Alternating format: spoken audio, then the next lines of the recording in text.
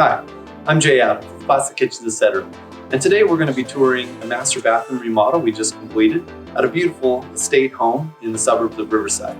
Beautiful communities like this are cropping up all over Southern California, and this is definitely one of them. This home was built in 2006, so it is a newer home. And it did come originally with upgrades from the builder. So either the original homeowner upgraded through the builder, or this could have been a model home. Either way, it's nothing compared to what we turned it into. So come on in and let's take a look. Welcome to the new master bathroom. Since the tub area is the first thing you notice when you come into the master bathroom, we knew that this was going to be the focal point. And it originally had a tub platform with a top set tub, and we knew we wanted to go to a freestanding tub. So we removed all the tub platform, and that created this alcove space, which fits this freestanding tub here perfectly. We also added a pony wall on the back of the wall, and that pony wall serves a dual purpose. One is to run the plumbing for the tub, and the other is a shelf, which is functional. What we did is we capped the pony wall with the same quartz as the perimeter countertops, and then we tiled the wall with the same tile as the shower, which is behind you there, so to kind of bookend the space.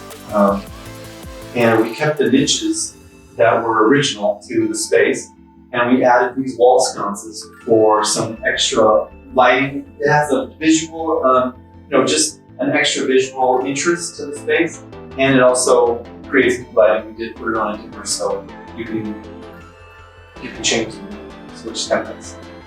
The counter area, we didn't do a whole lot. The cabinets are original to the home. Like I said before, this was probably either a model home or this was upgraded by the original homeowner through the builder. So cabinets we felt were good and still looked good, and we didn't need to add any more functionality to them, so there was no reason to change the cabinetry. Swapped out the countertops. So new countertops, new sink, new faucet, new backsplash. So again, this all matches, the tub cap, and around the perimeter is all this white quartz. They're non-porous, which means you don't have to seal them. Really easy to upkeep and maintain, and they look beautiful as well. So this one is like a white with kind of some little grayish pebble flakes to it. It just really updates the space from what it looked like before. We did keep this framed mirror. This is the original again, so that stayed, and then we just replaced the vanity light. This makeup counter is next to the shower, opposite the tub. And again, we just replaced the countertop and the splash. We did add a recessed light here on its own switch. Okay, so again, we added some niches on the side wall here. This is the 3 alcove niche. We also made some quartz shelves which match the countertops, and they're non-laminated, so they're a little bit thinner than the laminated countertops that we use on the perimeter and on the pony wall cap. They're very functional because they increase the depth of the space, and they kind of look good too. So aesthetically they look nice, and they also have some functionality as well. We added some row hooks on the outside here. They use them for towels, so it's perfect. So when you come out of the shower, you just hang your towel up right there. And let me show you the drain. So again, this is a lineal drain. We spoke the pan to the back of the shower, and we put the lineal drain at the back. This is a tiled-in channel drain. So as you can see, it's got a little channel here that you would use the same tile that you would use for the shower floor. Kind of makes a really cool look to it. So it just has this little line that goes around it, and the water just disappears. So it's really nice. The seat we kept the same. We just, again, changed the tile, and we re-waterproofed it and everything.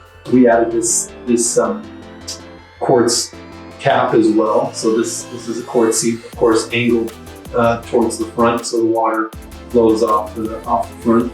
And I think it really ties in the space to the other parts of the bathroom and adds some more visual interest to the space. So the last thing I'd like to go over is the floor. So we did a similar look as the shower tile and the pony wall, just in a darker color. It is a fabric looking porcelain tile. Again, this is commercially rated, so it's really strong stuff.